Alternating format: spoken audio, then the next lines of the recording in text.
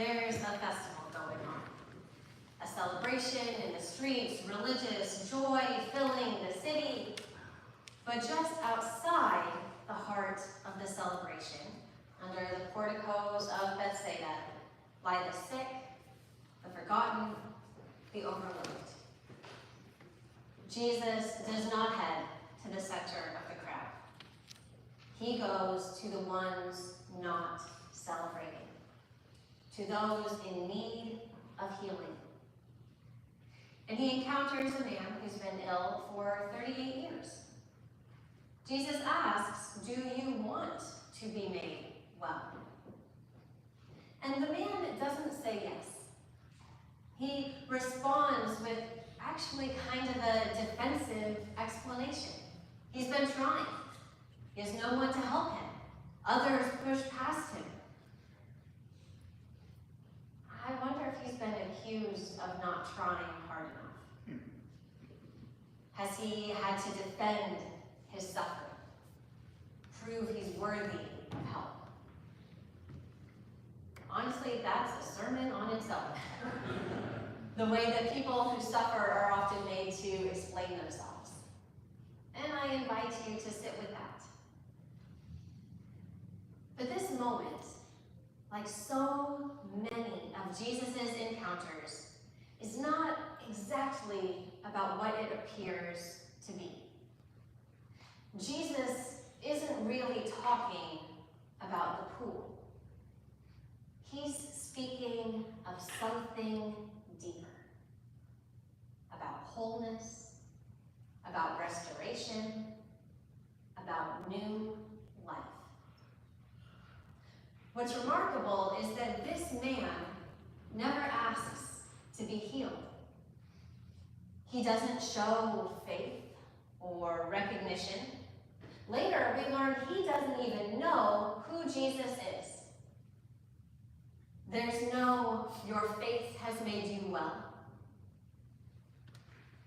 Just a moment of holy attention. Jesus sees him, speaks to him, lifts him up. And with that, the man is made well. He can now rejoin the community. He can return to the temple. He's no longer separated. That, I believe, is the heart of this story. Jesus drawing someone back into relationship, into right relationship with God, with self, and with community. The healing is not just physical, like dipping in the pool. It's spiritual. It's social. It's about belonging. When he tried to reach the pool, he was alone, ignored, pushed aside. And he probably started to doubt his worth, his humanity. That is not the vision of community that we celebrate in baptism, which is a community of dignity and respect. As I prayed with this story, the word that kept coming to mind was justified. You know how when you align text in a document, you can left justify or right justify the margins? The goal is alignment, bringing things into God's order. In this healing, Jesus is doing just that. He is justifying the man in a relational sense, aligning him with community, restoring him to wholeness. The act of healing happens on the Sabbath. And that matters. The gospel highlights it for a reason. Jesus knows this will cause controversy. He's breaking the rules. But he does not care about the what. focused on the why, cultivating wholeness, creating beloved community, healing the brokenness that separates us. This story isn't about spectacle.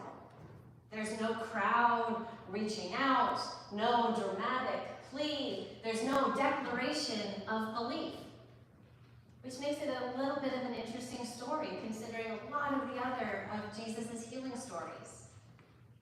But this one is simple. One person seeing another. One person listening. One person choosing connection over indifference. Sometimes we think we can't do what Jesus did. And maybe we can't perform miracles. I have yet to walk on water. But this story reminds us it's not about the what or the how. It's about the why. The power Jesus shows here is not just healing. It is in presence. It is in attention. It is in relationship rooted in love. When we live with that same why, when we justify our actions not with ego, but with wholeness, with love, with community, we follow the way of Christ. So here's the invitation. In a world where people are still pushed aside, still overlooked, we are called to be like Christ. Not just in word, but in attention, in compassion, in bold action. You don't have to work miracles to live this gospel. You have to notice. You have to listen. You have to choose connection over indifference. Jesus didn't wait for someone to prove their worth. He saw a person in need, and he acted aligned with love. What if we lived like that? What if we justified our actions by aligning with love? So this week, I challenge you. Pay attention.